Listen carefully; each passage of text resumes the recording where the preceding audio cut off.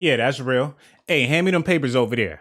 I mean, oh my God, do. Somebody please say it ain't so. I want to thank y'all for tuning in to Docz Daily, where you get highly classified documentations from your boy, Sean Blasey. Ha ha ha.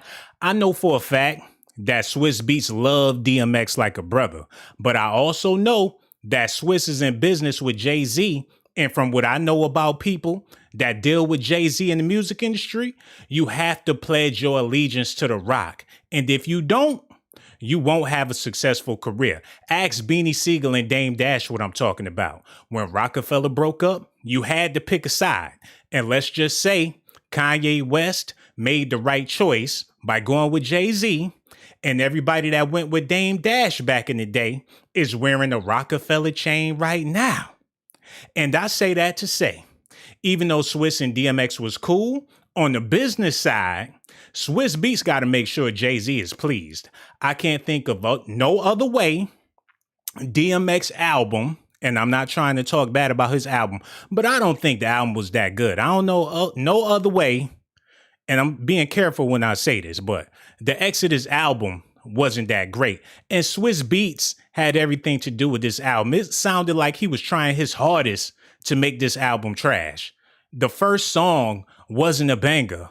That's my dog, yeah. That's my dog, yeah. That's my dog, yeah. It's like he was trying on purpose to make this not good. Jay-Z and DMX's beef run very, very deep. From battling on the pool table to DMX dating Aaliyah to spite Jay-Z, and that's a big no-no. Everybody that dated Aaliyah while Jay was involved with her, they was on his shit list. And Swizz been straddling the fence this whole time. He cool with DMX. He cool with Jay-Z. You cool with two enemies, two rivals. You think he gonna pledge his allegiance to DMX over Jay-Z? Like I told y'all, that's not a smart business decision. But let's continue. I don't care how much love you have for somebody in the music industry. You cannot go against Jay-Z or pledge your allegiance to one of his rivals. If you want to stay successful, you better pledge your allegiance to Jay-Z. I've seen plenty of people go against this man before and they all failed. Even Cameron was dissing Jay-Z. Jim Jones made a whole album going at Jay-Z and he got on the Rockefeller chain right now. Jaz-O was going at Jay-Z, being very disrespectful. He working for Rockefeller right now. Nas was going at Jay-Z. He ethered Jay-Z. He in business with Jigga right now. So you gonna have to get down and lay down. And DMX was the type of person that was not going to get down. And I'm gonna explain all this in this documentary, so y'all need to stay tuned. Swizz was the only one in DMX's corner. But with this Exodus album, Swizz got some explaining to do. And why is it that Jay-Z had the best verse on the whole entire album? He was on the best song on the whole entire album. So if you listening to the Exodus, you trying to fast forward to get to Jay-Z's part, because that was the hardest part of the whole album. And Swizz was in control of this. Everybody in the music industry is selling their catalogs. Either they selling it straight up or they getting hustled out of their catalogs. It's looking like Swizz Beatz is in charge of DMX's catalog, y'all.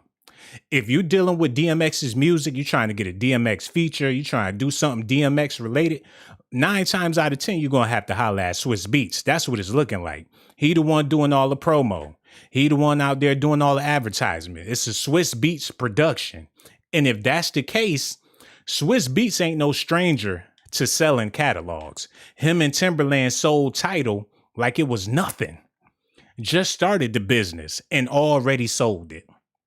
Not Tidal, I'm talking about Versus. But we gonna get to Tidal in a minute. Him and Timberland sold that thing like it ain't nothing. So basically what I'm trying to tell y'all, if Jay-Z don't already own DMX's catalog, he will eventually. Now, here's the part of the documentary where it gets real deep. I need y'all to follow me. Before Prince passed away, look at this, y'all. It says, did Prince give Jay-Z his masters? In the years before his death, Prince aligned with Jay-Z's Tidal excuse me, y'all, and gave exclusivity of his catalog to the streaming service. Prince also released albums, performed live shows, and unearthed rarities from his vault for Tidal.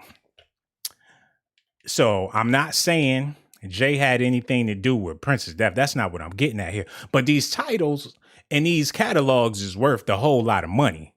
DMX's catalog, he went platinum a whole bunch of times in 1 year. So who wouldn't want to try to get their hands on his catalog? And Swizz Beatz is real buddy with Jigga Man. And not to mention, that was his rival, his enemy. Jay-Z probably lose the battle, but he always win the war. And that's what I respect about the brother. But this ain't to place the blame on nobody. We talking about the business aspect. They beef is dead. DMX is no longer here, but the business still continues. So let me read this one more time before we move along, because I messed it up royally. In the years before his death, Prince aligned with Jay-Z's Tidal and gave exclusivity of his catalog to the streaming service. Prince also released albums and performed live shows and unearthed rarities from his vault for Tidal. And Prince was serious about his music. He out here giving rarities to the company. And y'all gonna have to speculate on that in the comment section. We're about to get into the beefy part of the news and everything, but I'm gonna need y'all to hit that like button and subscribe to the channel. Also hit that notification button, y'all. Don't forget to show me some love, because y'all already know all I ever do is show y'all some love. And also, I need for y'all to hit that Cash App, $Sean Blaze Doc. Show me some love, man. Hit me off with something. I'm going to give you a shout out in the comment section, real talk. But let's get into this, man, because y'all got to see what's going on. DMX and Jay-Z been beefing so hard, they whole entire careers. DMX felt like Jay-Z was trying to sabotage his career when Jay-Z became the president of Def Jam, because the beef was going on so strong. And when Jay-Z got that power, a lot of people was sour. I'm about to show y'all what I'm talking about. I need y'all to pay attention. Used to be my dog, you was in my left titty, you know, screen right or die, I thought you would die with me, you know. What happened was, you know, like I said, I had the crazy track record at Def Jam, everything was good. You know, I go to do the 6th album, and, you know, somebody else takes over. Yeah. You know, when he first got the job, he hit me with the call like, yo, dog, DMX'x is running the building, like, yo, you good? Finish the album, shoot the video. What happened? Niggas go on vacation and, you know, we don't know. What you mean you don't know? How do you listen to a whole album, pick a single, shoot a video, then don't know? Okay, I see what's really good. Pettiness and revenge.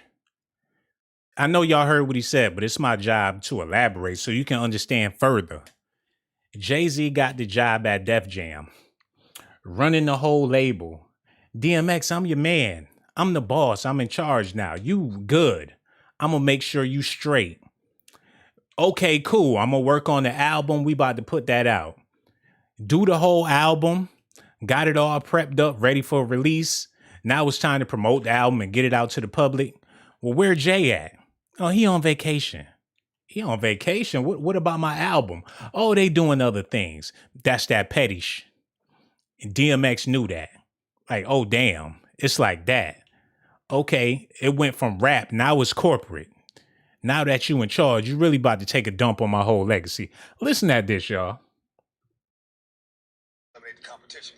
You know, because at first you retire, you know, then get me off the label. Now you back rapping again. Okay. Wait a minute. Y'all gotta peep what he said. He said, first you retire. So you eliminating the competition. Oh, I retire. You ain't got to worry about me no more. I ain't even rapping. Ain't no more competition. Matter of fact, I'm your boss. And shout out to Jay-Z. I'm not trying to paint him out to be an evil figure or trying to turn y'all against Jay-Z. I'm trying to turn y'all on to Jay-Z. You know, because I ain't saying X is innocent in this whole situation neither. You was going at Jay. If it's a competition, if it's a battle, then let's battle. Jay-Z just so happened to be a genius.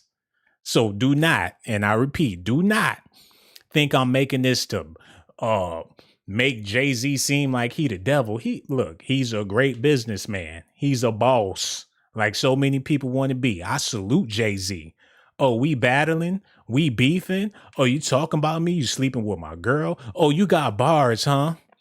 Well, I'm a businessman.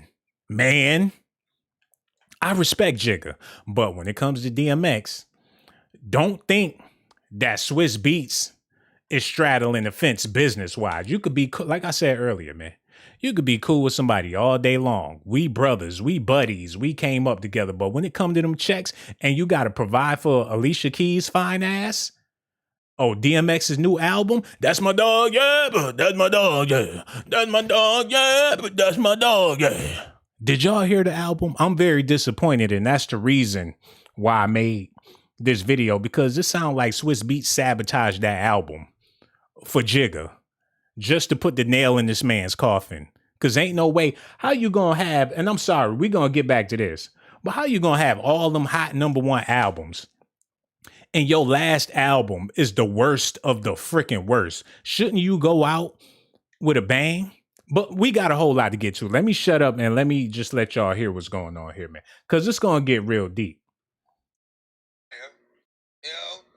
Then get me off the label. Now you back rapping again. Hold on, let me run that back. Let me run that back a little bit. I do apologize. Oh, we don't know. What you mean you don't know? How do you listen to a whole album? Matter of fact, I'm gonna run it all the way back. I'm sorry, y'all. Somebody else takes over. Yeah. When he first got the job, he hit me with the call like, yo, dog, DMX'x is running the building. Like, yo, you good? Finish the album, shoot the video. What happened? Niggas go on vacation and, we don't know. What you mean you don't know?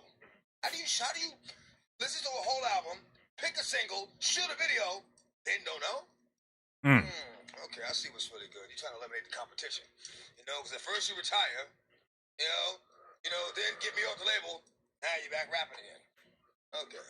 I mean, it's all good. It's all good. But everybody knows you've had battles with drugs throughout the years. Yeah. At the time, Charlemagne, old bitch ass. Excuse my language. He always trying to throw somebody under the bus. If you go against one of the elites or one of the, like the Kwame Brown situation, ain't had nothing to do with Charlemagne the God. But he felt the need to bring up the fact that, oh, you got killers in your family and your father did this and your brother did that. DMX talking real crazy about Jay-Z on the radio station. And here go Charlemagne the God playing cleanup. DMX explaining his situation. Well, you did have drug problems throughout the years. Listen at this, y'all, and I'm going to let it rock. But y'all got to peep the go along, get along gang, like my man Kwame Brown said. Pick a single, shoot a video, then don't know? Okay, I see what's really good. You're trying to eliminate the competition. Because at first you retire, then get me off the label. Now you're back rapping again. Okay. I mean, it's all good. It's all good. But everybody knows you've had battles with drugs throughout the years. Yeah. At the time, they were saying that you was drugs. That's why they didn't want to invest in you. Right. They already invested. What you mean they didn't want to invest? They already invested. Like I said, the album was recorded, shot the video. Everything. That was just some bullshit. Exactly. What do you mean he was on drugs and y'all ain't want to invest in him? He started his career on drugs. Everybody know DMX was smoking dope when his first album came out. That's no excuse to why you wouldn't want to invest in him. Oh, he on drugs. Now, if it didn't matter before, why it matter now that old boy is running the company? Y'all see how the shady business started for DMX? Do you ever feel like Hold on, y'all. We about to get into some more stuff. But I needed y'all to see that. Because this man, his whole career was derailed for going at your boy Jay. If he would have played it cool and didn't want to be his competition, we can just be cool. And Jay-Z, look, like I told y'all, man, this ain't no knock towards Jay-Z. He's a beautiful brother. He got a beautiful family. And like I said, I'm not going to keep saying this over and over. You can't be mad at a genius for being a genius. I need y'all to listen to Jay-Z speak about the whole situation. By the way, Jay, you mentioned X. Like, you talk a little bit just about like what he meant to the culture and maybe meant to you personally. By the way, the first time I boycotted the Grammys was for him. We both came out that year. He didn't get nominated. He dropped 2 albums, had 2 #1 albums in the same year. Right. I remember that. Yeah. They didn't even nominate him. I won that year for rap album. So my first Grammy win, I wasn't in. I wasn't even in the building because I boycotted the film. So there was a competitive thing, but it was big love. He was so competitive with me. I never met a human being more competitive with me, like ever. Not even my big brother. Like no one. We met. Hold on, let me elaborate on that real quick. Like I said, Jay-Z is not exactly a villain. He said he boycotted the Grammys because DMX dropped 2 albums in 1 year and they both went platinum, multi-platinum, and he wasn't nominated for a Grammy. And Jay-Z won the Grammy that year. But he said, you know what, that ain't right. How y'all not going to acknowledge this man as well? I won the Grammy, but I ain't even going to show up to the Grammys. You know, because that ain't right. Y'all trying to pick me because I had an Annie single, and y'all just love Annie. But this dude, Raw, he from the streets, but he not allowed at the Grammys. I ain't feeling that. I went pop. But this dude, an underground legend, and y'all got to show him some respect too. So let me run that back a little bit. I won that year for rap album. So my first Grammy win, I wasn't in. I wasn't even in the building because I boycotted the film. So there was a competitive thing, but it was big love. He was so competitive with me. I never met a human being more competitive with me, like ever. Not even my big brother. Like no one. We met battling. That's how we met. We was in the Bronx in the pool hall. After that battle, he went to like a show. He got on stage, Jay-Z, where you at? I was like, this guy is nuts. Wait a minute. I know y'all heard what he said, but DMX was hounding his ass before he even got famous. This how deep they beef go. Jay-Z at the pool hall, just hanging out. All you hear is the Dark Man X outside the building screaming Jay-Z's name. The Bronx in the pool hall. After that battle, he went to like a show. He got on stage, Jay-Z, where you at? I was like, this guy is nuts. He was just all passion. My fondest memory of DMX is he improved my stage show. Remember, rap tours wasn't going out at that time. There's no rap tours before. Facts. Maybe the Fresh Fest in the 80s or sometime, but there's no rap shows. Me, DMX, Method Man, Redman, Shy, The Locks, this tour is packed. First night, 360 sold out. Everyone has a great show. Meth and Red are flying in the audience. They're incredible performers. Everyone's destroying it. So X is about to go on, and I'm like, I want to see. I got like X is before you. X is going before me. The lights are up. He's in the hallway. Uh-oh. It goes doom doom. Uh-oh. Yeah, I just got the shit. And now the arena's shaking, and I'm like, this is cool. And then it goes doom doom. And then he goes, and the fucking arena goes crazy. First of all, it's deafening, and I'm like, oh shit. He's running back and forth. He has a thing like a Alizé and Hennessy mix. It looks like blood. It's like he's drinking blood, right? And he's running back and forth. 1, 2, 1, 2. Here we go, 1, 2. And going halfway through the show, then he takes his shirt off. And all the girls are screaming, ah! Hold on. Now, I'm going to continue with this, but y'all got to realize Jay-Z explaining what it's like to be on stage or to go on after DMX. And this dude is your competition. And you can't compete with this dude when it comes to a crowd. I mean, you can do the hit songs, you can make the singles, but when you on that stage and DMX is your competitor, that ain't no good for your career because you not about to shut it down like X. So listen to Jay-Z explain what he had to go through when DMX was in his prime. Listen at this, man. He's running back and forth. He has a thing like a Alizé and Hennessy mix. It looks like blood. It's like he's drinking blood, right? And he's running back and forth. 1, 2, 1, 2. Here we go, 1, 2. And going halfway through the show, then he takes his shirt off. And all the girls are screaming, ah! And the dog chain. Yeah, the dog chain is dripping and he's going nuts, right? And I'm like, hold up. Shit. This is halfway through. Now first the guys are going crazy. Now the girls are going crazy. And then he gets to the end and he starts a prayer. Oh my God. And now God. they're crying. Yeah. The whole arena is crying. They're crying tears. And I'm like, they're like, hey, now you go. Hell no. And I had Hard Knock Life out, so it was like, it's a hard crying. Yeah. Hold on.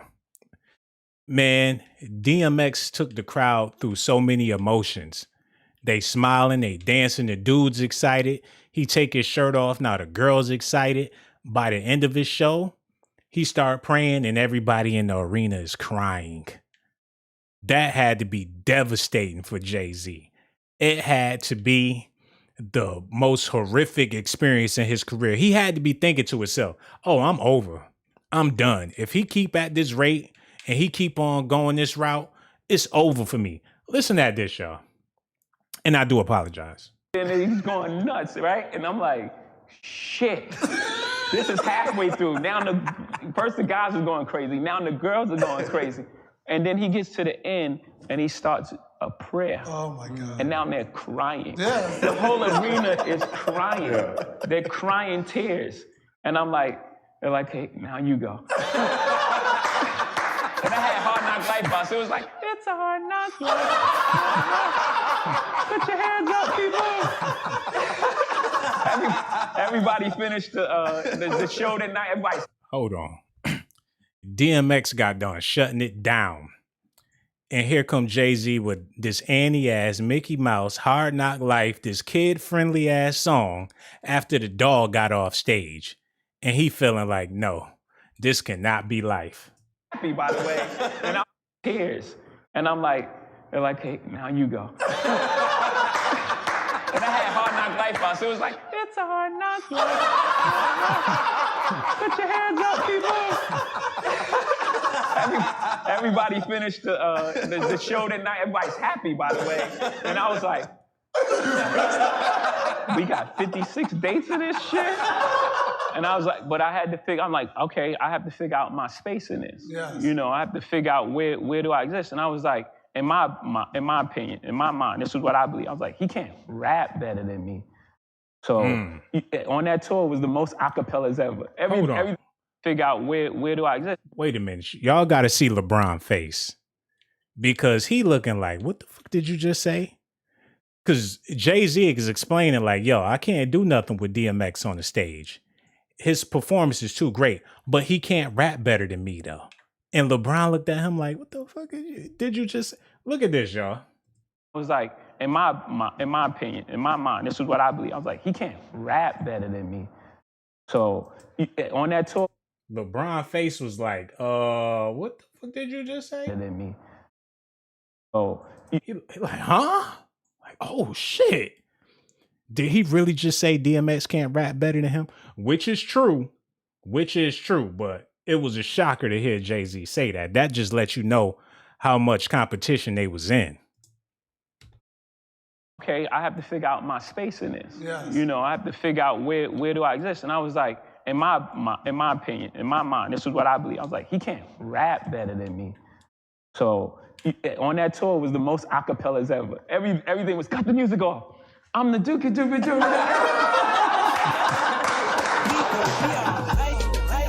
That's cold.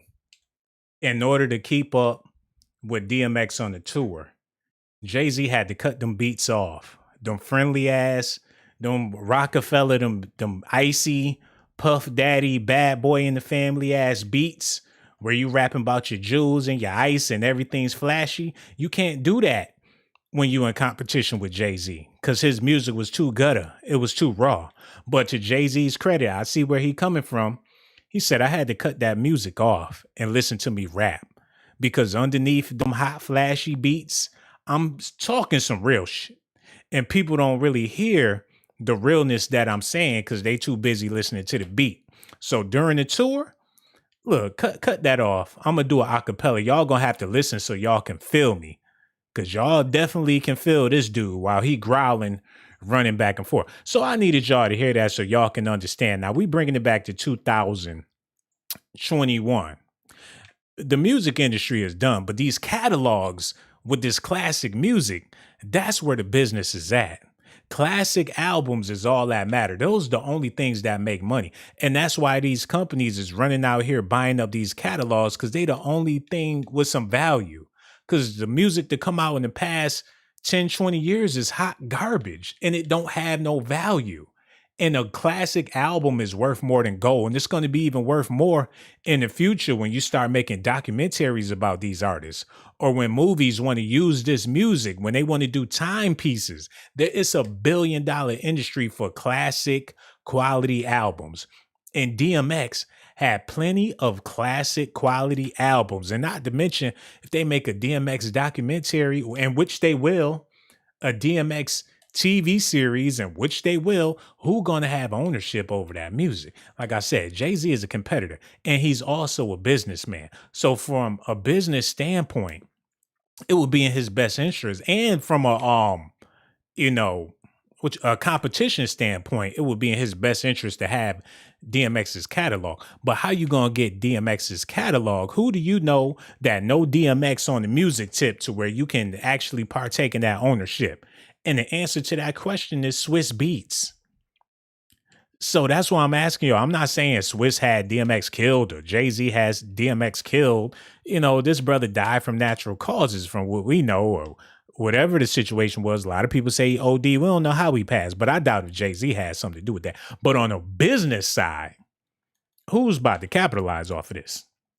And if Swizz Beatz sold Tidal, like I said earlier, him and Timberland, they just start, not Tidal, Versus. Swizz Beatz and Timberland sold Versus, just got the thing off the ground, already sold it. And your boy Tariq from Power looking like y'all some sellouts. Matter of fact, let me pull that up real quick. It's only going to take a second. I need y'all to pay attention to this, man. Tariq. 1 second. I got to type this in. Power Swizz. Almost there. Because when the little boy from Power come out and call you a goddamn sellout, then that just goes to show that Swizz Beatz can't be trusted with DMX's catalog. Because you would sell your own shit. Just imagine what you would do to DMX's stuff. Tariq St. Patrick called Swizz Beatz and Timberland and Jay-Z some sellouts. When Swizz Beatz and Timberland sold their Covet Company Versus, most of the world celebrated universally. The pair created a massive success within the confines of a pandemic. They didn't even see each other at the time of the creation. It was one of the big wins of 2020, one of the worst years in human history. So you would think that there would be a mass celebration of those that wished them well. And there was, but there was one lone voice that stood amongst the whole situation. Tariq St. Patrick from Power is back. They so fucking corny. I don't even want to. Whoever wrote this, they can get my middle finger up their butt. But I'm basically trying to show y'all the boy Tariq called them out, and here's his exact words. They so damn cheesy. He said, "Cool move, but these niggas is sellouts. Can't ever just have something of your own. It's always about the money." Y'all see that? If he can see that, y'all got to see that too. It's about that money at the end of the day. And then he said, and I feel the same way about Jay-Z selling titles, so don't come to me with that argument. Look, it is all about that money at the end of the day. And DMX was a big old cash grab for these people in the music industry, man. And I love Swizz Beatz and everything, but if you can do that to Mashonda, you straight dropped her ass, and you still cool with Mashonda and Alicia Keys. Now, them both your baby mamas and stuff. But the way you got them sitting at the table together when they probably hate each other's guts, you straddling the fence with your baby moms, and they having dinners together, and your other baby mama wrote a book talking about unity and we're a shared family, and Alicia and Swizz, and we're just one big happy family. You got that woman straddling the fence. You dropped her ass to be with another chick. Now y'all just one big happy family. So for you to have a relationship with DMX and Jay-Z like that, is that the same situation with your baby moms? Where you got them pretending they housewives and everything cool, but you sitting in the middle? come on, Swizz. I love you, bruh, but I gotta call it how I see it. This Exodus album should not have been that bad. Nas killed the album. Ain't nobody pulled DM. Yo, you Swizz Beatz, you couldn't give him no better beats. Whenever you worked on the Jay-Z album, that thing was fire. You ain't never gave Jay-Z no trash ass beat or no whack ass hook. The whole DMX album, I'm looking at my homie like, what the fuck is this? That's my dog, yeah. That's my dog, yeah. That's my dog, yeah. That's my dog, yeah. Hot garbage. And R.I.P. to DMX, but somebody got to call it how I see it. Listen to that Swizz Beatz talk about this album. I mean, tell me a little. I know as we get closer, we'll do like a full, but what can you tell me now about the X project? X was really in a good mood after doing verses. You know, when he did verses, yeah, he got back in the music space. Like, he really got excited because he was able to see the love that the youth had for him, and, you know, and the energy that Snoop gave him. And we didn't leave LA. Like, we stayed there and finished the album at Snoop's studio, like, from verses. That energy bottled up, and we just stayed on it. And X he was saying that, you know, I just want to get some new music out so I can contribute to this new energy that I'm feeling. Do you have a whole album? Is it like an album and a... I wouldn't even call it an album. I would definitely call it a masterpiece. Really? Swizz, you a goddamn lie. I wouldn't call it an album. It was a masterpiece. Ain't nothing about that album a masterpiece. And this is something else I wanted to point out to y'all before we continue on with Swizz Beatz. DMX reportedly signs a deal with Def Jam Records. This is after he was off the label for a long time. Before he passed, he went back to Def Jam. They just had to have him back. D, we would love to have you back with Def Jam. You signed a contract with these people. They already own your catalog from when you was there before. But if there's any negotiations or if they got to cut you in and tie you into something, if they get you back on the label, then they can obligate and negotiate and cut it how they want to cut it. Now, if you wasn't on the label and you a former employee and they got to go through lawyers and whatever company you with, it'd be difficult to manage that catalog. But before he passed, his John Hancock is right here. His other signature is here. He signed these papers. We also have other signatures dating back to 2001 and 1997. So why would Def Jam want him back after all these years? Look at this, y'all. DMX is back. The Rough Riders rapper has reportedly signed a new deal with Def Jam Records. Swizz Beatz confirmed X's new signing during a recent interview with The Breakfast Club. Just re-signed, so it's going to be a good year for him. God willing, he said, I just want it to happen so he can go to where he been supposed to have went. Where, to heaven? The fuck is he talking about? I just want it to happen so he can go where he been supposed to have went. Shit, he done already went platinum a whole bunch of times. He done already did movies. Where the hell is you talking about? He been to rehab. Only place he ain't been yet at this time was heaven. So what is he talking about? DMX begins shooting Chronicles of a Serial Killer in NYC. Swizz Beatz acknowledged that X had been off the scene for a bit because he wasn't in his right mind. However, the producer noted that his fans have remained loyal. He missed a lot of time, but you know what? Those people still show up for them shows. Swizz added, he does something different with them. Them people still show up to them shows. So it's still some money to be made. You still got a loyal fan base. Yeah, he might be washed up, but it's still people out there that love him. So we gonna put together an album. What y'all think would have happened if Swizz Beatz would have put together a banger and DMX dropped a hot album and people was going crazy and remembering him forever? That ain't gonna be good for Jay-Z's legacy because people ain't... I love 444, but it was a couple of albums I'm looking like, what is it? And I don't blame Jay-Z because when you got $1 billion in the bank, you ain't got no business rapping anyway.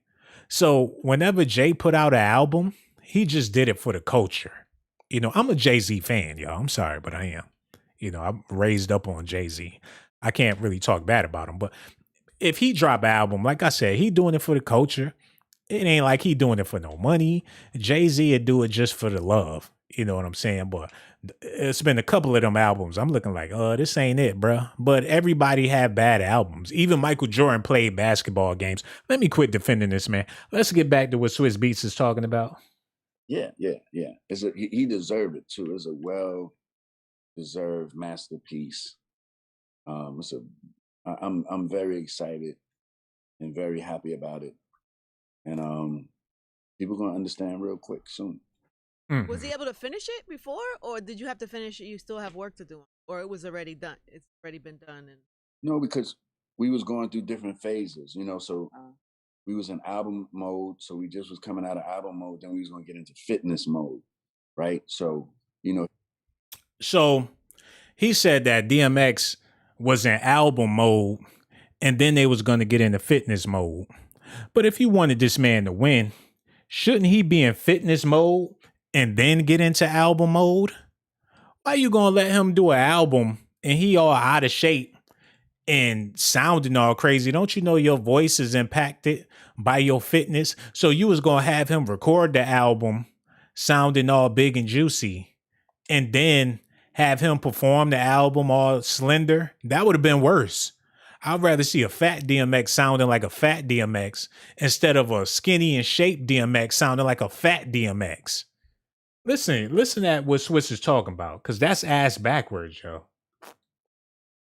or did you have to finish it? You still have work to do, or it was already done? It's already been done. And No, because we was going through different phases, So we was in album mode, so we just was coming out of album mode. Then we was gonna get into fitness mode, right? So he gained a little bit of weight. A whole lot of due weight, to bro. him actually being sober and moving in a different direction, which this whole thing was a big mess for me because he was there. He was in the right space. He was motivated to get with the trainer. He was going to get back in the best shape that we've ever seen him in a long time, physically as well. And his mental was there. And so those are the real components that I'm looking at when I'm thinking of X and music and coming back outside. It's like, where he was, like what his mindset was, and so you gonna carry that energy for him, I'm sure. I have to, I have to, and it's only right. I would want him to do the same. Oh, I want to ask you so much. I know you can't tell too much, but I'm like, who's on it? Give me one little tasty jewel that we could be excited about from the project. This project is a little different than his other projects because the thing that I love is that everybody wanted to be a part of this album to see him win. And X wasn't a man of features. If you go to the albums, like it was only Hold on, y'all. the locks feature. Man, look. It sounds like business. Because X ain't have no business making this album. Now, I know y'all heard it, but let me elaborate real quick. He said they did the verses with Snoop Dogg, and DMX was in a good mood because, the fans was watching and everybody tuned in the verses. So he figured, I want to get back in the studio and make some music. And a light bulb went on. Now, mind you, Swizz is in business mode with the verses and him and Timberland making all this music and doing all this stuff. So he's like, anything for the business. So, hey, let's start recording. Let's get these tracks done. Oh, we're going to need you to get in shape and do all this stuff after the fact. No, if it's really love, and I'm not saying it wasn't love, but let that man, from a friend, X, I know you want to do the music and everything, but it's a few things we got to do first.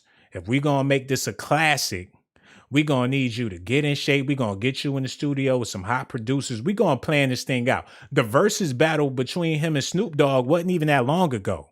So you make a whole album within a couple of months and got the nerve to say it's a masterpiece when it's clearly not?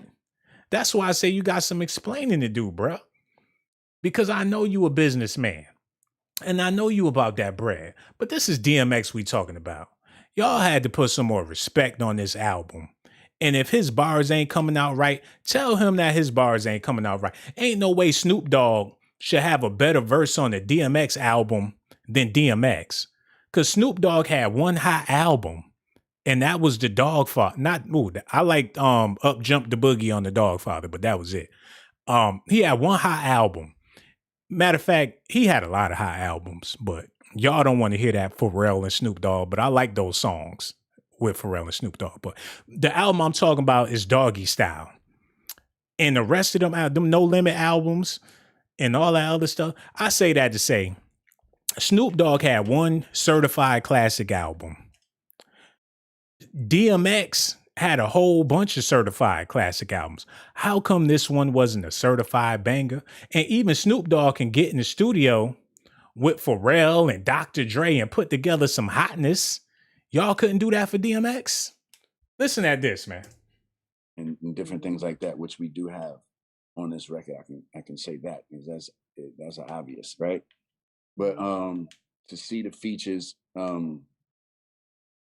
get cleared and the feedback and the turnaround real quick, I really love seeing that for him. I saw something that he said, I think in a Double XL or somewhere, that he had a song with Pop. With Pop Smoke. Yeah, we working on it. Hold on, wait a minute. Y'all hear that? Angie asked him, he said somewhere he had a song with Pop Smoke. And Swizz Beatz talking about, we working on it. And now the song wasn't on the album. You knew the song wasn't going to be on the album before the album came out. But you want to wait till the album released and then say, the song with Pop Smoke, it didn't go through because of blah, blah, blah. You could have told Angie that when she asked you about it before the album came out. And everybody that listened to the album says it was a money grab. Oh, yeah, it wasn't no good. It sounded like they just pieced it together to get a bag real quick. But what I'm trying to explain to y'all is that if your allegiance is not with this man on a business tip, now I ain't questioning his friendship and everything. I'm pretty sure them dudes will ride or die. But from a business standpoint, it's not in your best interest to drop a classic DMX album because people going to be looking at you like, what side you on? For instance, yo, and let me just say this real quick before we move along, because I'm not trying to make Swizz out to be the devil or nothing like that. But the music industry for black folks is very small. You know what I'm saying? Just like Black Hollywood is very small. If you go against somebody at the top, if you go against Denzel Washington, matter of fact, look at Monique. For instance, Black Hollywood is so small. You go against Oprah, Tyler Perry, Lee Daniels, you just not going to have no career. And for DMX to go at Jay-Z, you just ain't going to have no career, bro. And if somebody work with you, it better not be nothing good. It better be a goddamn a BET movie or something like that. If somebody worked with Monique right now, that shit better be horrible. You're not about to put her in no movie and she ain't about to win another Oscar. You working with Monique? You better have her ass frying chicken in one of them goddamn slavery movies. That way Oprah and Tyler Perry will be cool with you. But if you got her out here, you giving her work and she blackballed and the shit is good, that's going to be bad for you. Same thing with Swizz Beatz and DMX. You doing the album with them, huh? That shit better not be fire. Because if it is, then what you trying to do? That's just my personal opinion about everything. Y'all gonna have to let me know how y'all feel about it. But let's move along because I know y'all came here for the real show and everything. And I want to say this before I continue on. DMX's homeboy, Jungle, crashed his funeral. And he sounded like he had a whole lot to say. People said he was crazy.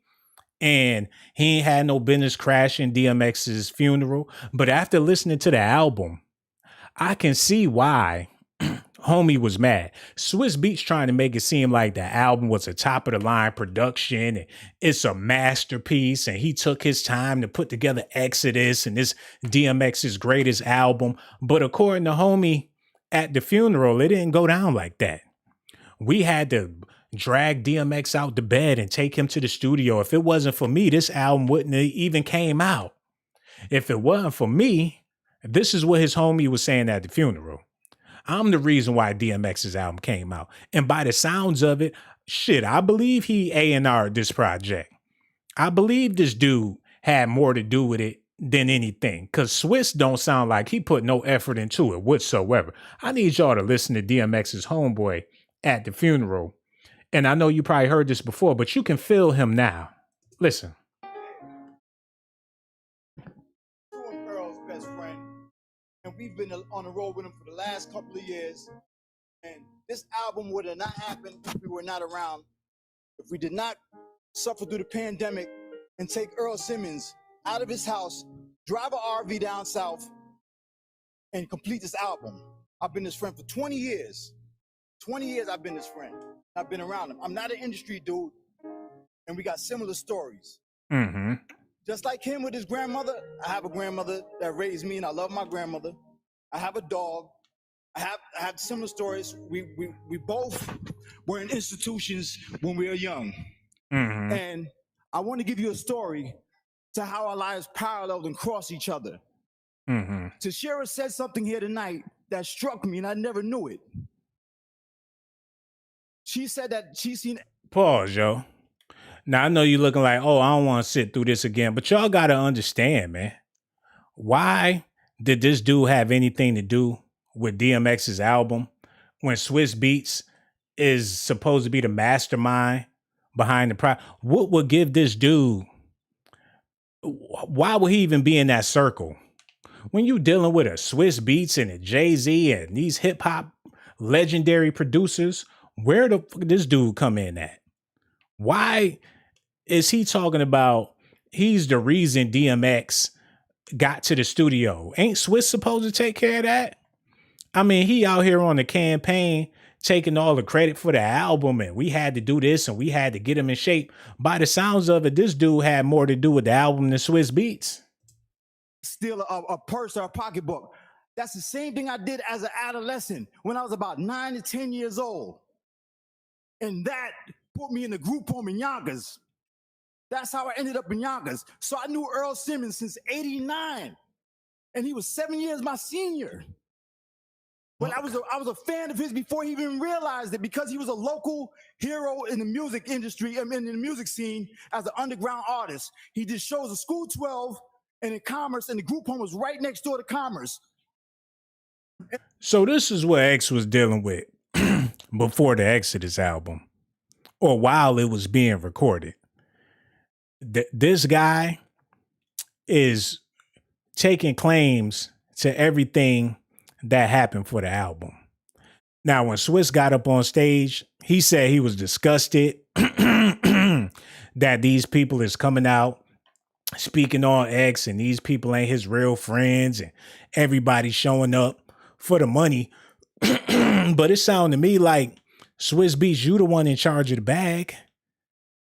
All these people is looking for the money. You the one that's capitalizing off the situation. I'll tell you something else. This last year of my life, all the time I know Earl, I never said this to him. But I told him a story that happened to me, and he was a part of that story. He was a part of that story. And my name is Jungle, by the way. So I'm letting y'all know for the ones that don't know me. All right. Here's what I'm going to do, brother. My brother. Over here, yeah. Over here, my brother. First of all, no. There's order. There's respect. You violated order. You violated. Yo, but where did he violate order and respect? Because if y'all let him get up there in the first place, whose fault is that? Y'all should have let him ride out, because y'all supposed to have better control over the service. And why y'all got people up there clout chasing anyway? Oh, you want to say something? The funeral wasn't about DMX to begin with. So I say, let him sit up there and keep on talking, because that's what everybody else is doing, sitting up there talking. But we're here to talk about the album. Matter of fact, let me get this booty juice out my throat. I do apologize, y'all. Matter of fact, hit that Cash App and subscribe to the channel while I get this together for y'all. Because I got this stuff in my throat, man. But tell her not to come over no more.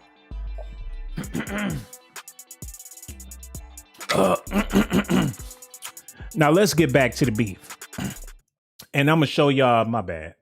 I'm gonna show y'all how deep this beef really run between Jay-Z and DMX.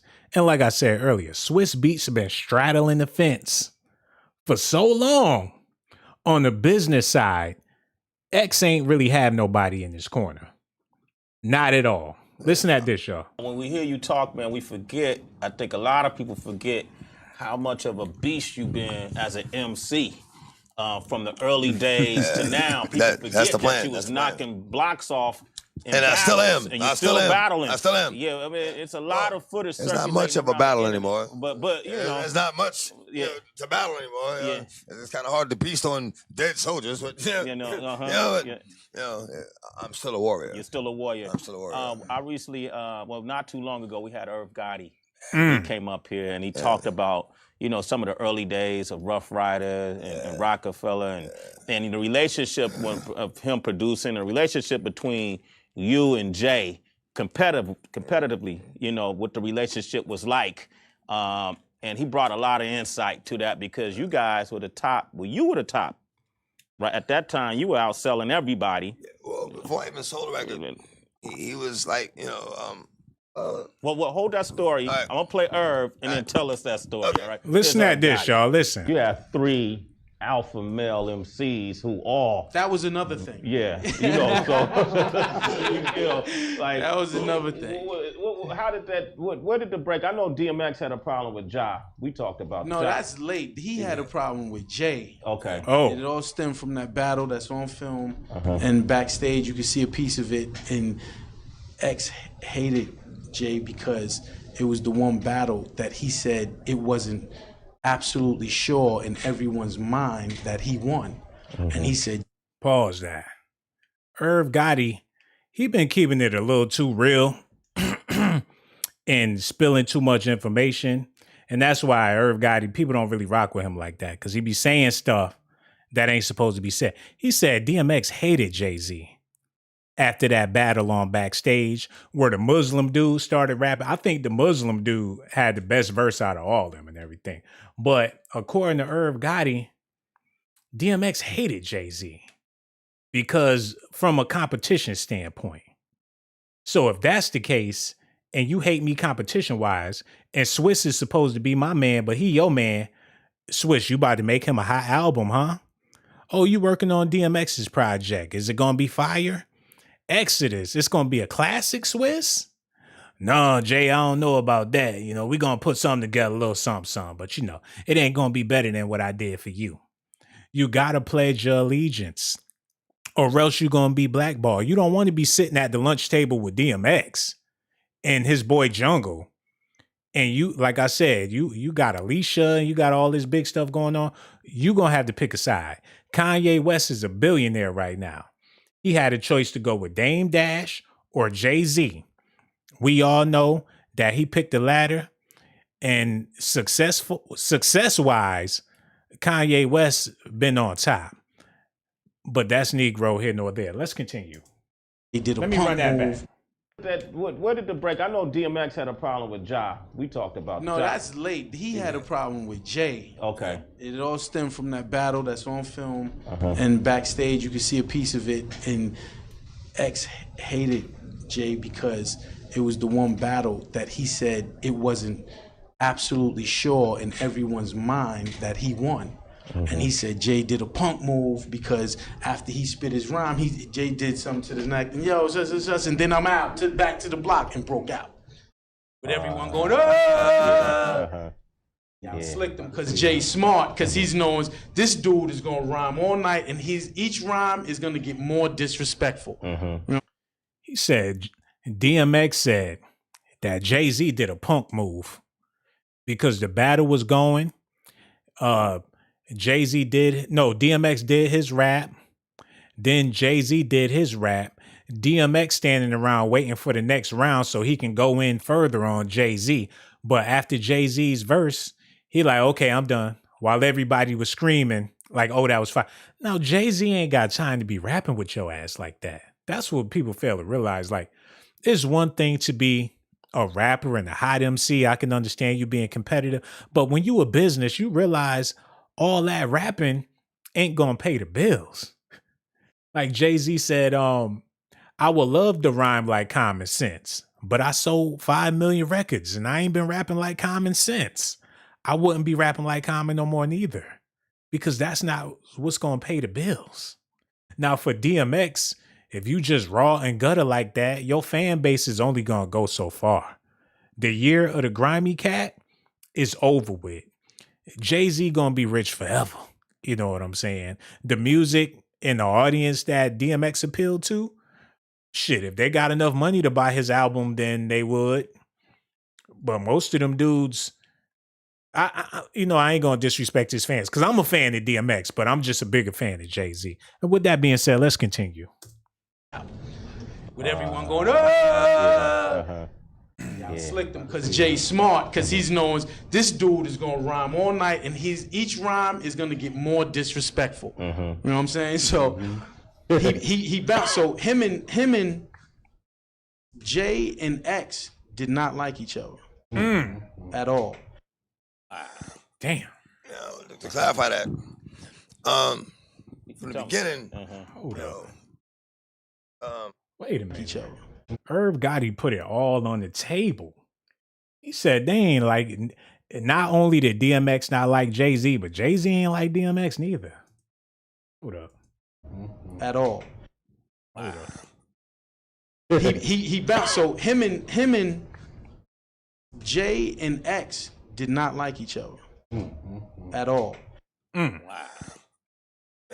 clarify that, what you got to say, D? What you got to say? Beginning,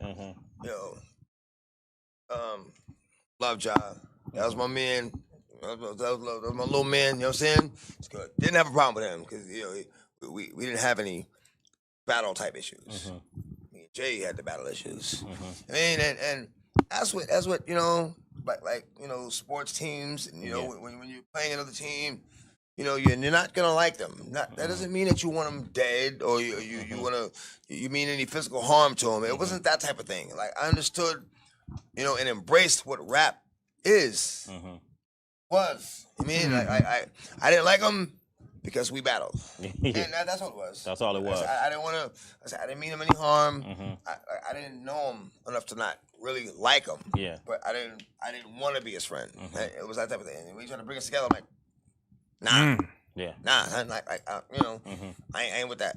I mean, and it's by going through that when we finally came around. And this is what I've been meaning this whole podcast when I say that Swizz Beatz been straddling the fence between these two. And I would hate for it to have to be like you got to pick a side between DMX and Jay-Z. But in so many ways, you have to, unless you putting out lackluster quality. It's sort of like if you a hustler and your connect got you selling them birds and you got another connect, you don't want to upset your connect. You're like, look, I'm selling coke for you, but I'm just moving a little weed for him. Like it ain't no major weight. We gonna do our thing, but I'm gonna put together these little dime bags for DMX real quick, because that's my man from the block. You know that. It ain't no major weight. It's just a little something so he can eat, Jay. I save all the big birds for you. I'm not trying to step on your toes. What we got going on, we running shit. It's me and you, Hove. But let me put together a couple of swag bags for DMX. It ain't nothing but some Reggie. I'm put out this little Reggie pack. It ain't gonna be no loud. Give it to the public and we gonna keep it moving. You still a GOAT. You still Hove. Whenever you and B call, I'm gonna get my ass in the studio and make you some fire. But this Exodus album, I swear, it's just a big old bag of Reggie. So we good? We good. Okay. All right. Do y'all feel me or no? And the only reason why I feel this way is because the album was so bad to where who's responsible for this? I didn't have a thought in my mind that Swizz Beatz would do anything malicious to DMX or have some hard feelings, because I know that's not the case. But listening to this album, you would have thought they was beefing. That's my dog, yeah. That's my dog, yeah. And not only was Swizz Beatz on the hook, but the hooks didn't even, they was off beat. A lot of the beats was off beat. Let me run that back. Listen. We trying to bring us together. I'm like, nah. Yeah. Nah, you know, I ain't with that. I mean, and, you know, it's by going through that when we finally came around to being cordial, you know, came around to, you know, being cool, that we earned each other's friendship. I mean, so. What was it like back then? What was Jay like back then? And are y'all cool today? Would you say?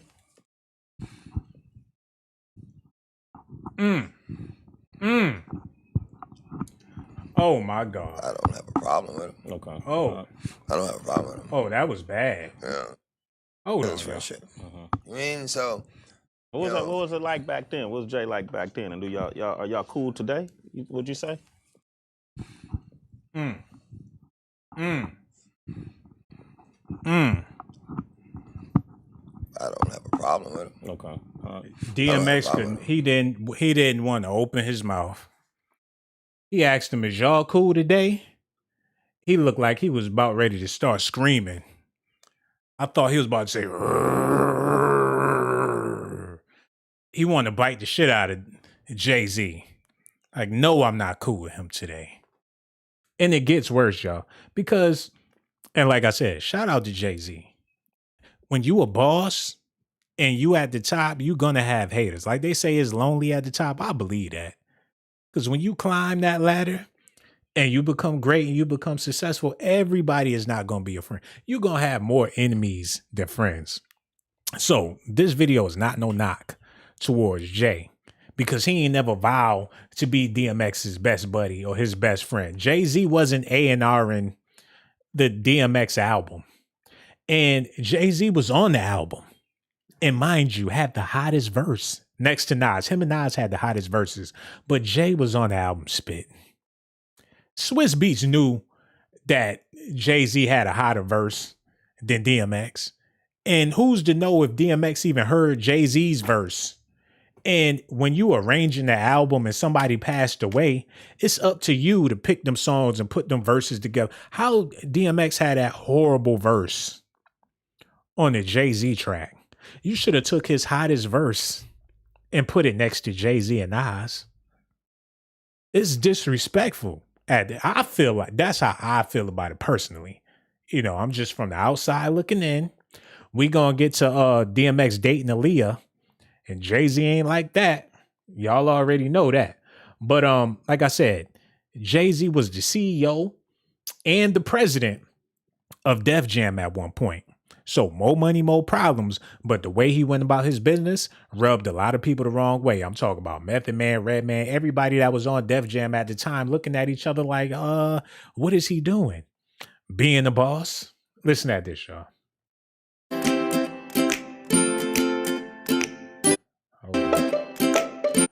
Records and I think it's needed. I think it's needed for you have to let, I like to say, like the inmates running the asylum now, you have to let people infiltrate the system in order to correct it. You have to get in there. People that's outside of the system have to get inside the system in order for it to be better, in order for people not to take advantage of artists, in order for people to care more about the music, you know, than quarterly numbers. In 1999, he co-founded the streetwear company Rock. Yo, what he was saying, and I respect that. He said, in order to have some success, you got to get in at the top in order to stop people from getting robbed, in order to stop people from getting jerked. Now, this is before Rock Nation, which is a great service. Like, they have their issues, like every company have their issues. You got disgruntled people and everything. But I feel like Jay-Z did a good deed. I would rather see his face be at the top than Leor Cohen all the goddamn time. You need some diversity. And the same thing he doing with the NFL. It's like a black face in position is a great thing. It's a start. You know what I'm saying? So for him to be the CEO and president of Def Jam at that time was a beautiful thing, because, you know, you got a brother, like he said, an inmate running the asylum. So he understand what it's like to be an artist. He understand what it's like to get jerked and people doing you dirty. So he was in a position to change a lot of that, and which he did and which he still do. But if you call yourself having competition with the boss, like DMX, and you his rival, and you want to battle him, and you hate him, and you trying to rip his head off, if that's what time we on, oh, I can do that. If it's war, we going war. And DMX just so happened to be on the wrong side of the gun. And if that's your man, Swizz is your man's, oh, you riding with Swizz? No, that's my dog. Yeah, but you know, I'm riding with you, Jay. You know, I do a little, like I done said this over and over. Y'all gonna have to make up your own mind. But listen at this, y'all. Where, with his Rockefeller Records partners. Although there have been some rumors about the brand's possible use of child sweatshops, Jay-Z is throwing his whole weight behind Rockawear's integrity and insists that urban apparel is not a passing fad. Hold on. Founded this company. Wait a minute. They said Rockefeller had a child sweatshop making them goddamn clothes. Yo, I can see that. Dame Dash yelling at some kids, get this together. What are you doing? This don't go with that. Black don't go with yellow. Who you think I am? Wiz Khalifa? Don't do that. Yo, they had some kids across seas making them Rockefeller clothes for the low. I wouldn't doubt it. More than, you know, something that just makes money for me. You know, it's something that's just part of, you know, my legacy as well. So I'm very hands-on. I'm hands-on.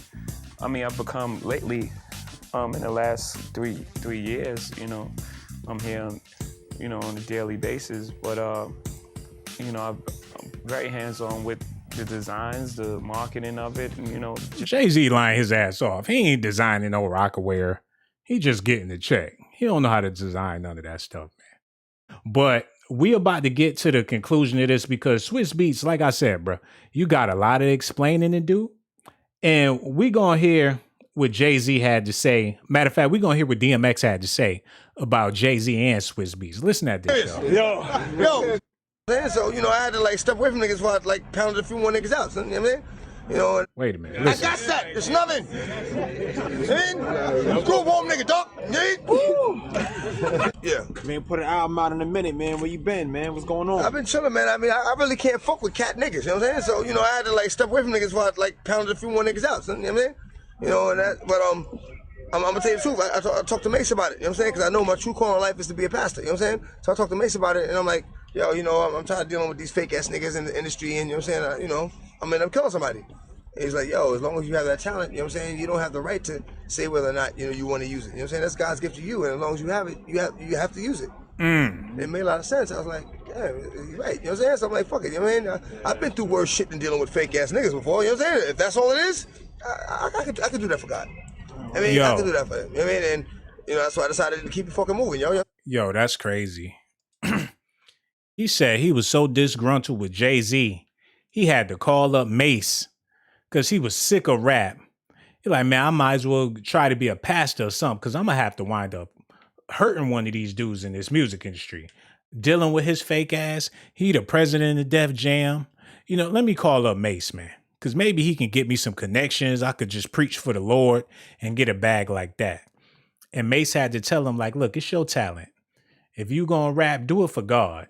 Don't do it for Jay-Z. You ain't making no albums for him. Rap for God. That's the only reason why he came back to rap. That's how disgruntled he was. And after a while, you being blackballed and people ain't rocking with you like that, and everybody in the industry is on his side, ain't nobody on your side, you might as well just call it a quits. That's like working somewhere and you beefing with the damn manager. Like, how you gonna keep your job when this dude is writing your checks and you beefing with the manager? Why would you even show up?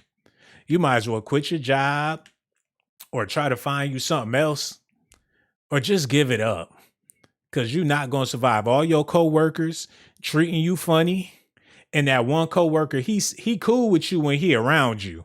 You grew up with this dude, but when you ain't around, he over there smiling and grinning in the next man's face. And that's Swizz Beatz when it comes to him and DMX and Jay-Z, y'all. Like I said, I love Swizz Beatz, a beautiful brother, but business-wise, sometimes you got to do what you got to do. And you got an expensive lifestyle, and you're going to have to cut it how you got to cut it. Because yo, every day, man, it's like, you know, I'm a hood nigga, so I come to the hood, you know what I'm saying, on a regular. And every day it's like, yo, when you gonna come up with another album? You know what I mean, when you hit us again, X, the game needs you. And the more they say they needed me, the more I realized that, you know what I'm saying, yo, this is my purpose, man. This is my place. I mean, so you back now? Yeah. I mean, I'm the only nigga in rap, man, that can do this, son. Niggas can't come through their hood like that. Can't be serious, man. I got wild hoods right here in Yonkers. Right here, you know what I mean? Oh, ain't just one project. All that float everywhere, man. Got niggas everywhere, man. You know what I mean? The whole city. Exactly. So what's the word, man? I mean, you with Def Jam and Nana. What's going on? I'm with Sony now. I'm with Sony now. You know what I'm saying? And I had to get the fuck up off of that jam. Like, what happened, man? You was over there for years. Cats playing games, so I'm going raw. Run up in that fucking building and kick down the door. Y'all don't want no fucking problems with X. Y'all want to see them four-legged beasts with them collars on their necks. Them niggas downstairs with the text. You know the rest. Fuck is wrong with that niggas, bitch? I take respect. Dog shit hot. That's why them cowards froze me quick. I pop up, catch niggas on some cozy shit with Chinese slippers and silk scarves on. Nigga out here trying to get his bark on. You wonder why the dog gone. Oh my, yo, he talking about Jay-Z real bad. With them slippers. Even Cameron was talking about, you 40 years old with Sean Cletos on with jeans. You walking around with them slippers, with them scarves. Noriega kept on talking about, you go to the Def Jam office and Jay-Z sitting there with the scarf around his neck, with them slippers on, with his feet up on the desk. They looking like, this ain't the streets. This ain't no hood shit. You walk around here with open toe sandals, with scarves and all that. The other artists looking like, what part of the game is this? Like, oh, you running the building now and you on some other shit. This ain't what we do. This is some new era going on around here. When he became the president, a lot of these rappers was in their feelings. Did you see he had the thongs on his toes? His feet was out in the office? Is that really a silk scarf around his neck? They was losing their fucking mind up there. Like, this can't be happening right now. Please tell me that's not Jigga. But Jay-Z got so much money. He listening to Frank Sinatra, smoking cigars, drinking wine. He's getting in tune with himself. He's got higher learning, higher power. He's in another place. And Jay-Z ain't in the gutter. He ain't in the projects. He's in Paris one week. Next day, he in France. He traveling the world. Like, his mind is, he was on some other that a lot of these industry dudes didn't understand at that time. But they looked at that as him being soft because he wasn't out there playing the block. But when you sitting on $1 billion, you can't play the block. But that's Negro here, no there. DMX was still in his feelings about all that. Listen at this, man. I see them four-legged beasts with them collars on their neck. I mean, you with Def Jam and now. He rapping about going up in the Def Jam building and catching Jay-Z with them slippers on and putting them hands on them. Listen. What's going on? I'm with Sony now. I'm with Sony now, you know what I'm saying? And I had to get the fuck up off of that jam. Like, what happened, man? You was over there for years. Cats playing games, so I'm going raw. Run up in that fucking building and kick down the door. Y'all don't want no fucking problems with X. Y'all want to see them four-legged beasts with them collars on their necks, or them niggas downstairs with the text. You know the rest. Fuck is wrong with that niggas, bitch? I take respect. Dog shit hot. That's why them cowards froze me quick. I pop up, catch niggas on some cozy shit with Chinese slippers and silk scarves on. Nigga out here trying to get his bark on. You wonder why the dog gone. I couldn't take it. Come on, man. Real talk. Real talk. Right. So, man, when did you know shit was going on, X? Like, you know, yeah, nigga in there with lip gloss and Chinese slippers on. Oh, I didn't hear that, man. Like, money, you playing with a real nigga shit right now. So, you know what I mean? Hold on. X was a fool. He said he had on lip gloss with Chinese slippers. Out here dressed up like Bruce Lee, and you supposed to be running shit? Like, no, I'm gone. I'm not doing this, man. Your album is gonna come out in a couple of days. Don't worry about it, Johnny. You know, I ain't, not me. I'm about to get the fuck out of here, man. Dude got on Chinese slippers and all that. That ain't from the street. Where your Timberlands, nigga? I don't wear Timberlands no more. I rock Tom Ford. All right, get the fuck out of here, man. Get me off this label. I ain't gonna be able to do it. No. X, where's your album? No, nigga, no. I'm with Sony. I can't do it. Come up here with them pit bull dogs and bite you in your ass. Listen, man. Like, you know, or the niggas downstairs with the text. You know the rest. Fuck is wrong with that niggas, bitch? I take respect. dog shit hot. That's why them cowards froze me quick. I pop up, catch niggas on some cozy shit with Chinese slippers and silk scarves on. Nigga out here trying to get his bark on. You wonder why the dog gone. I couldn't take it. Come on, man. Real talk. Real talk. Right. So, I mean, when did you know shit was going on, X? Like, you know, yeah, nigga in there with lip gloss and Chinese slippers on. Oh, I didn't hear that, man. Like, money, you playing with a real nigga shit right now. So, you know what I mean? I ain't got time for that, yo. So niggas don't know what this music is, man. Huh? So niggas don't know what this music is. Yeah, like, I mean, well, you have a nigga with lip gloss, you know, saying when shit gonna come out. And when you can't be serious. Come on, man. So being that you're not on Def Jam no more, you know, what's your relationship with Jay-Z? You know what I mean? Did that shit get affected by you not leaving a label or whatever? Somewhat, you know what I'm saying? Somewhat, you know what I'm saying? Because it's like, I knew from the beginning it put him in an awkward situation. So I gotta take that into consideration, you know what I'm saying? It's like, it put him in a real awkward situation. Like, yo, that's my dog for a minute, son, you know what I'm saying? It's like one of the few rappers I respected and was like genuinely happy to see him when I saw him, you know what I'm saying? And that's put us both in an awkward situation. Yeah. Awkward situation. Yeah, the records together and all of that. I genuinely fuck with him. Yeah. I think he tried to hold me down. Right. You know, but it wasn't much he could do, and then that comes with putting yourself in that predicament. You know what I mean? It's like, I ain't gonna put myself in a place where I gotta walk around with handcuffs. You know what I mean? You don't do that. You don't say, all right, I'll take a job, but I gotta walk around with handcuffs. Because then might punch you in the face. Then what you gonna do?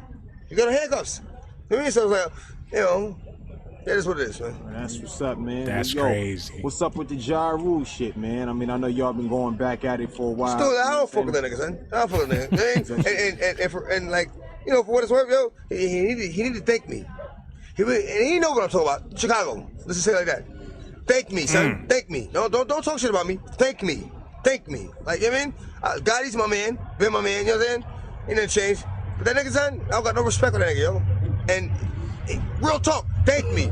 I'm gonna just leave it like that, because you know what the fuck I'm talking about. You know what I'm saying? I'm not type of nigga, son. I ain't type of nigga that's gonna make a movie about shit. Yo, I'm pulling to the side. Listen, you motherfucker, I'll beat the. You know what I mean? That's how you get points over there in the world. Yo. You know what I'm talking about. Thank me for your life. Yo, DMX was too real for the industry, man. And that's what they feared when they first signed him.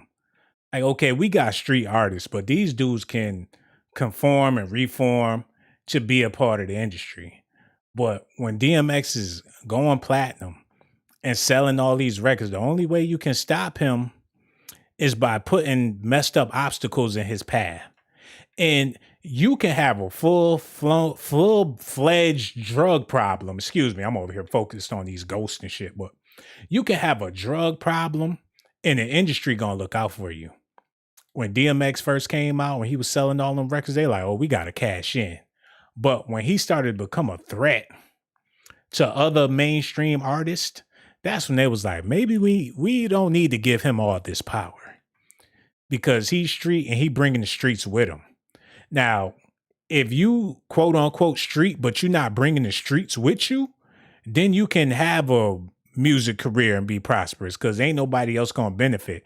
DMX had a loving, giving heart. I mean, come through the projects and paying people's rent and just an overall good dude from the gutter. And that's not good for the industry. You know what I'm saying? Just like the dude at his funeral, he was hanging out with dudes like that. Oh shit, I gotta get this ghost. Hold on, come here, bitch. Oh fuck, come here. God damn, I missed it. All right, let's get back to this. I'm pissed. But like I was saying, DMX was a real one. But listen at this, y'all. Speaking you, Swizz, like right now, you don't really even have time to grieve.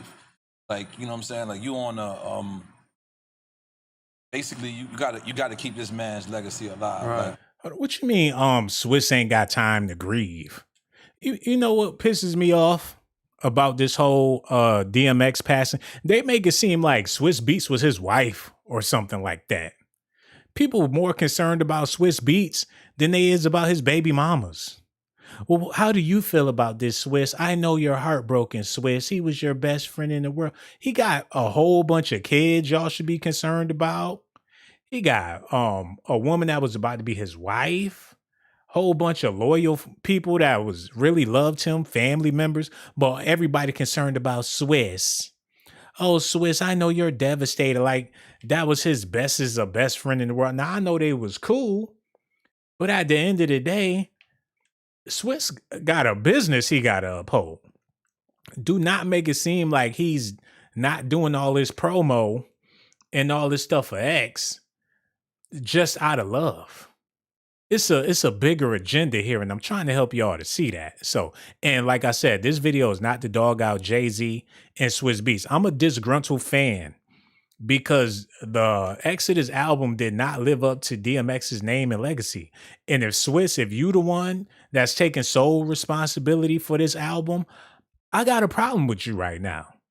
Either you're gonna have to put together some remixes or do something to make this man legacy better than that.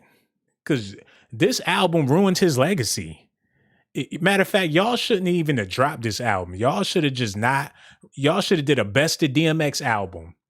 And DMX the remixes. Take some of his hot songs that he did and put some new artists with it, with some new beats, or revamp them beats he already had. Let him go out like that.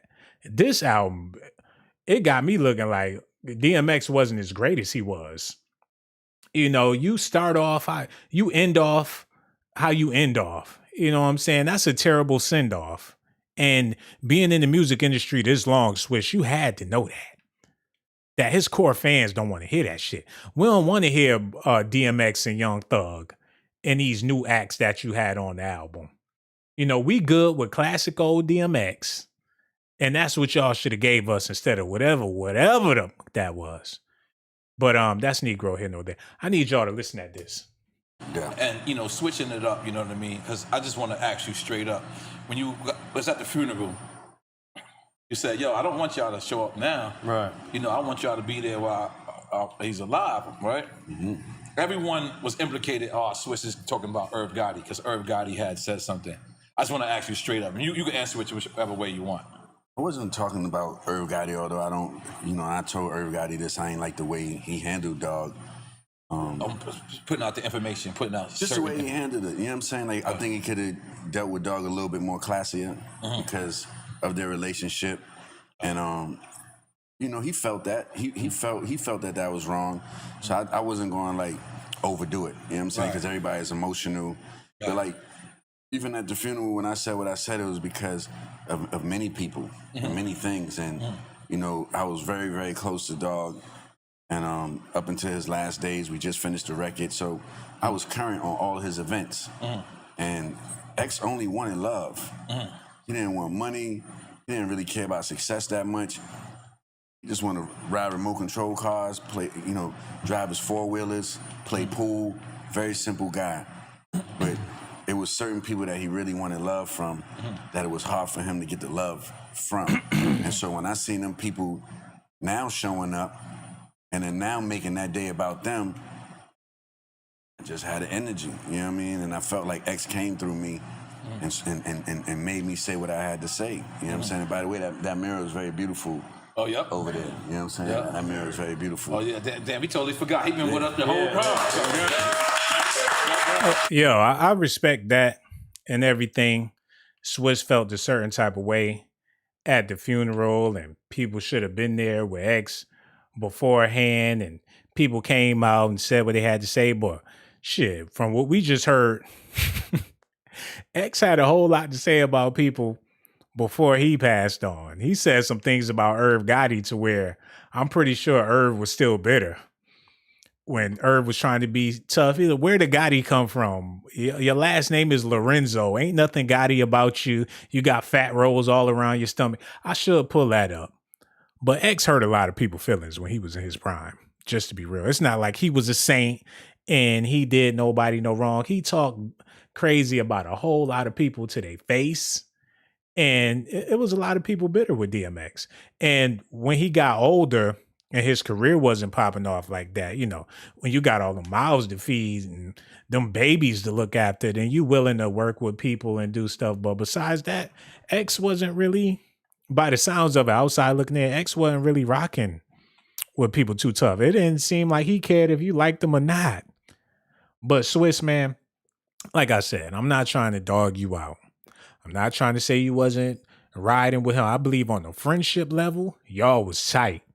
Don't been through hell and back. I believe you genuinely love DMX, but on the business side, bruh, you did not have his best interest at heart with that album. And the reason why I titled this video, is, do you think Swizz Beatz sacrificed DMX's career for Jay-Z? Not that Jay-Z needed some money or Jay-Z needed some music, but everybody is willing to pledge their allegiance to Jay, music-wise, and in the industry. That's the only way I could see it. If y'all got another way or reason why y'all think that album wasn't good, please let me know, because I can't figure it out for the life of me. I listened to it once. I wasn't impressed. I listened to it again. I wasn't impressed. I'm like, Swizz, you've been in the game too long, bro. You done made way too many bangers. You did the whole Rough Riders Volume 1, Volume 2, and countless of other tracks. You got a musical household. Your wife is Alicia Keys. You mean to tell me y'all couldn't get on the pianos and come up with some bangers? There's no excuses to why Jay-Z got the best verse on a DMX album. But that's Negro here nor there. I'm going to wrap this up. But it's a few more things I got to say before I go. So let me just get ready to elaborate with y'all before I get out of here, man. Hip hop will never be what it used to be. The good days is over. And these catalogs, like I told y'all, is worth more than gold. Because in the future, ain't nobody going to be listening to no Lil Nas X. Nobody's going to be listening to no Travis Scott and no Young Thug. In the future, people is going to come back to classic hip hop.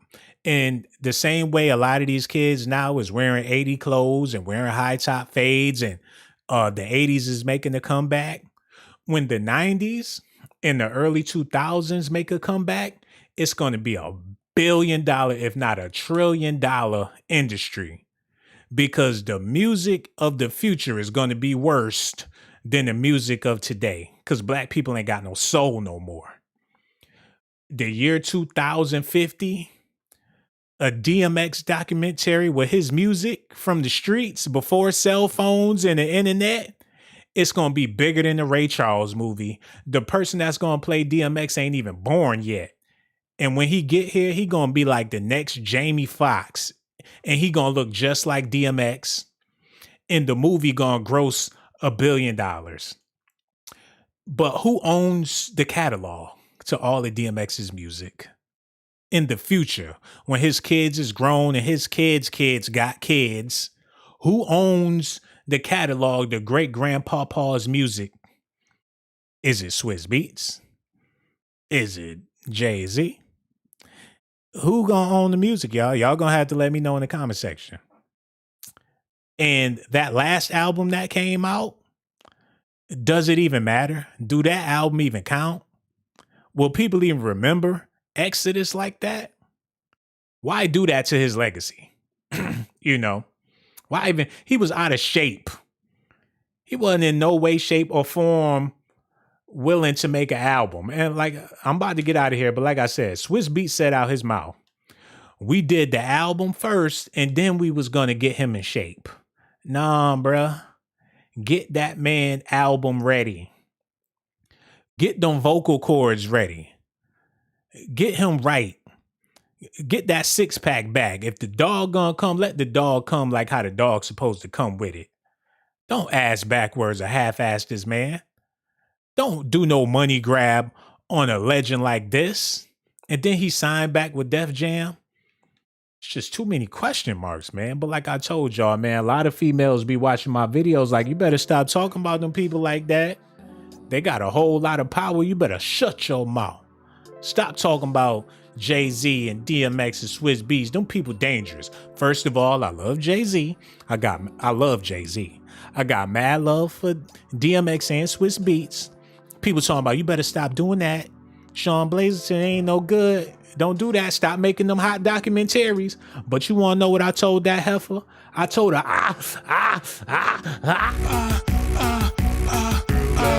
risk my life to give you documentations, girl. I risk my life to give you documentations, girl. I risk my life to give you documentations, girl. I risk my life to give you documentations, girl. I the Docz. I'm keeping it funky like some socks. Ponytail with the box, and my cell phone look like a box. Try not to get shell shocked when I start busting out the Docz. I got secret videotapes of your mom cussing out your pops. All